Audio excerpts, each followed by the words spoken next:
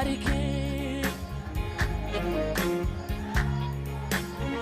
በመስቀሉ ግርጌ አጋጣሚ አይደለም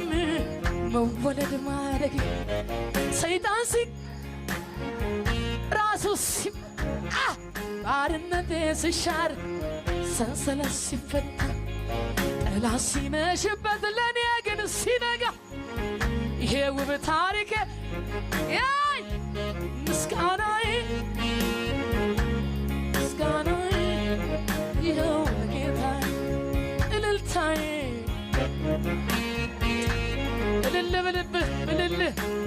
አይበዛብህም ቢያንስብህ እንጂ እልልታዬ